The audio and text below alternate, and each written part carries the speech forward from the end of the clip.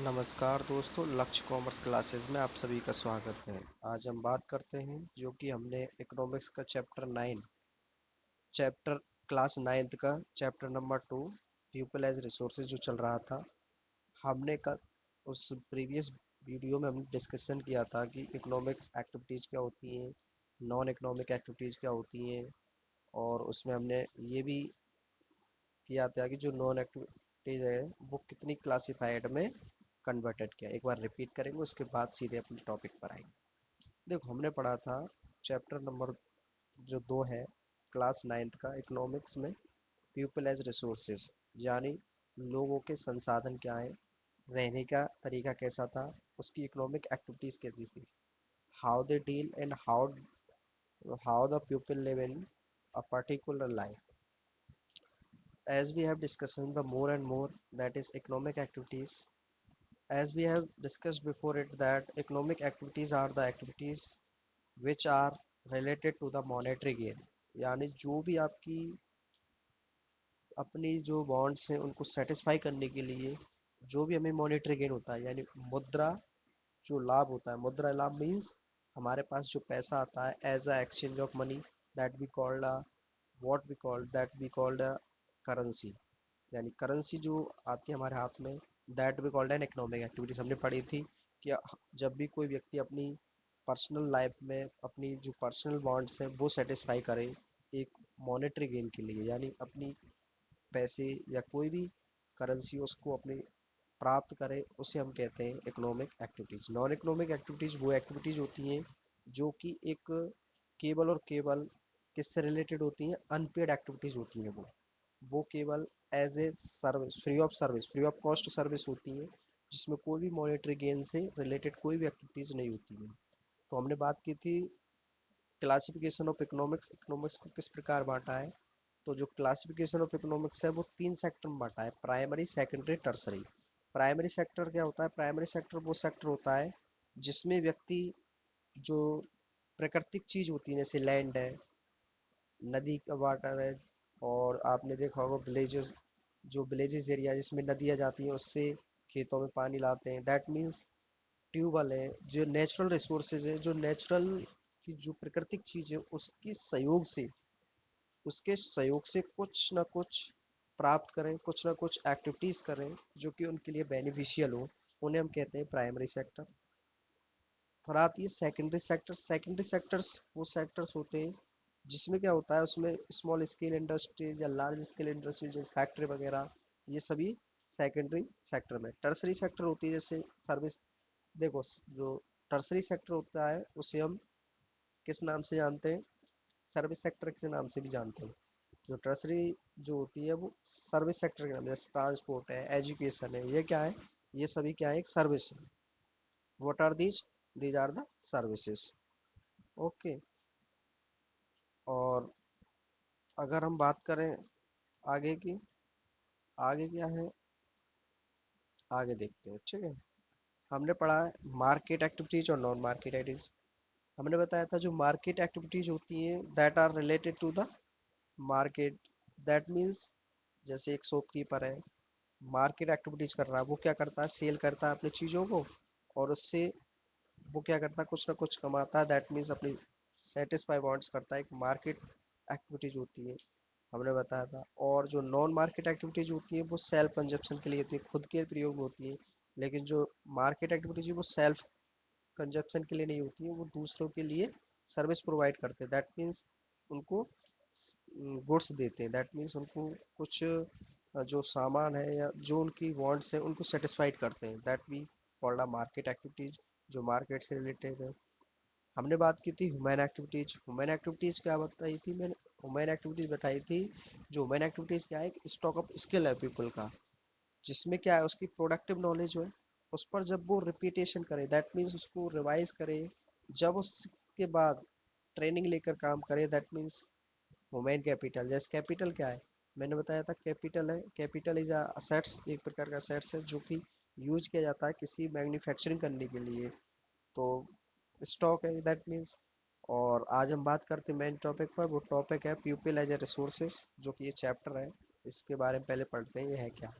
People as a resources is a way of referring to a country's workforce in terms of their existing skills and abilities. मैंने बताया था शुरू में जो people as a resource मतलब peoples के संसाधन, यानी संसाधन क्या है? कोई भी व्यक्ति अपना काम करना चाहता है, दैट मीन्स उसके हाथ में क्या है? जो लोग हैं उनके संसाधन क्या है? उसकी जो एबिलिटीज है। पीपल का रिसोर्स क्या है? संसाधन क्या है? पीपल का है स्किल, एबिलिटीज। अगर कोई व्यक्ति टीचर है, दैट मीन्स उसकी वो स्किल है, एबिलिटीज है, वो क्या है? पीपल एज ए रिसोर्स, उसको क्या है? संसाधन है। संसाधन क्या है? संसाधन का मतलब रिसोर्सेज है। रिसोर्सेज को है जिससे कि वो अपनी जो जीवन है, that means his life can be running as much as were giving the time period of the his life. अपना जीवन इसी से वो गुजार सकता है। एक होता है, अब हम बात करते हैं human capital formation. When the existing human resources further developed by the spending spending on making the workforce more educated and healthy, it is called a human capital formation। जो ह्यूमन कैपिटल फॉर्मेशन का मतलब क्या होता है? Human capital formation जिससे व्यक्ति, जब कोई व्यक्ति की जो रिसोर्सेज हैं, जो साधन है, is further developed, that means spending on making the workforce more educated and healthy. जब कोई व्यक्ति अपने काम को और ज़्यादा एडजस्ट करे, यानी अपने जो भी रिसोर्सेज है उसका प्रयोग करे, उसका प्रयोग करने के बाद वो क्या करे? उस काम को प्रयोग में लाए, that we called human capital formation. जो ह्यूमन कैपिटल है उसको फॉर्मेट करना, दैट मीन्स फॉर्मेशन करना, उस पर विकसित करना, काम करना, that we called human capital formation. अगला पॉइंट है, ये है क्वालिटी ऑफ पॉपुलेशन। जो quality of population, the quality of population depend upon the literacy rate. एक लिटरेसी रेट पर डिपेंड करता है कि जो क्वालिटी है पीपल की वो क्या है। Life expectancy and skills formation required by the people of the country. किसी भी देश के जो व्यक्ति लिटरेसी रेट, यानी कितने पढ़े लिखे हैं, कितने अनपढ़ हैं, या फिर लाइफ एक्सपेक्टेंसी, यानी जो न्यू स्टूडेंट्स हैं, जो न्यू जनरेशन आ रही है, वो किस कैटेगराइज में आ रही है, क्या एक्सपेक्टेशन है उनसे। स्किल्स फॉर्मेशन, यानी उसमें क्या है? लोगों में स्किल फॉर्मेशन करना, स्किल को बढ़ावा देना, स्किल को सही रास्ते पर उसकी स्किल को डेवलप्ड करना, वो होती है क्वालिटी ऑफ पॉपुलेशन। अगला पॉइंट है role of education.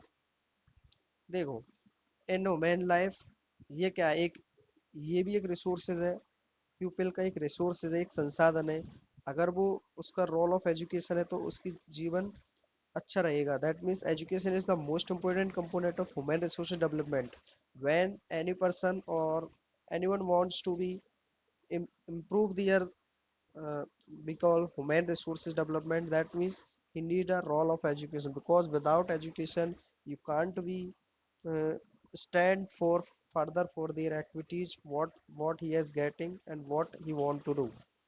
Because in views of its contribution towards the growth of the society, government expenditure on education percentage of GDP rose from 0 to 6% in 1951 to 52 to 3.98 in 202 to 03. However, our national is goes up 6% of GDP. That means gross and जो आपके gross domestic product हैं वो increase होंगे।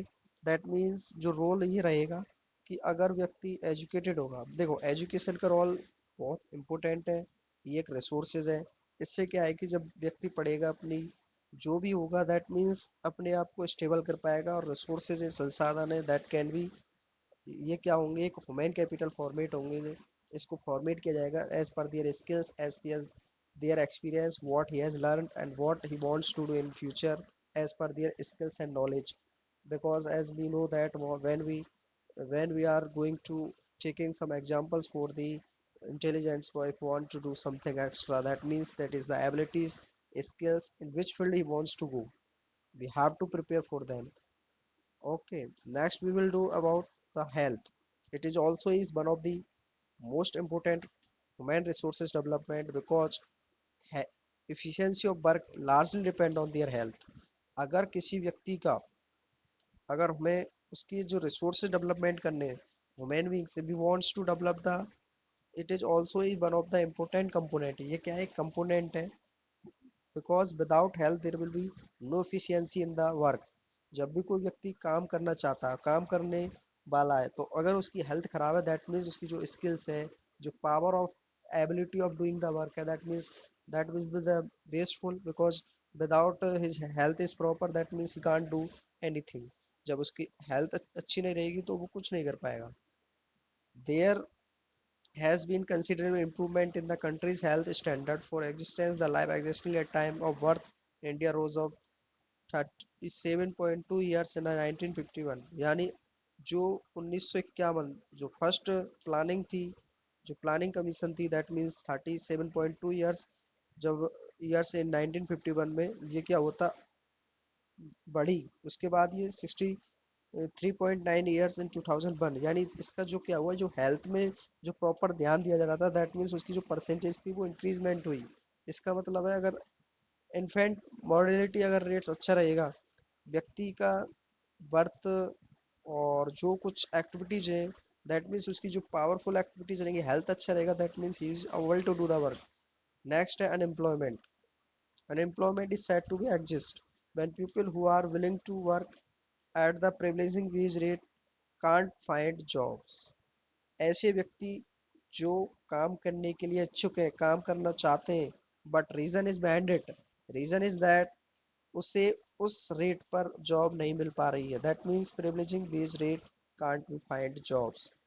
कुछ problems होने की वजह से, as per the decrease of the his ability और his skills, the rate is not be, और his salary is not capable, by the salary is not capable to the work. वो काम करना चाहता है, but prevailing wage rates can't find job, उसकी वजह से वो काम फाइंड नहीं कर पा रहा। When we talk about unemployed peoples, we refer to in the group of 15 to 59 years. 15 से 59 साल के जो ग्रुप के लोग हैं, that we find, that is these are the unemployed person। Children below 15 years of the age or old people above 60 are not considered with counting the number of unemployed। जो बच्चे 15 साल से नीचे हैं और 60 साल से ऊपर है, that we cannot calculate as an unemployment। okay, next we will discuss about the nature of unemployment in India। जो भारत में उसका स्वभाव कैसा है, अनएम्प्लॉयमेंट का स्वभाव कैसा है, what was the standard of the in India of unemployment. Seasonal unemployment किस प्रकार के हैं, जैसे सीजनल है। Seasonal unemployment occurs when people fail to get work during some months of the year। जैसे कि आप देख लीजिए खेती बाड़ी, जब कोई व्यक्ति खेती करेगा, दैट मीन्स फार्मिंग करेगा, और जो फार्मर लोग होते हैं वो क्या, एक सीजनल अनएम्प्लॉयड है।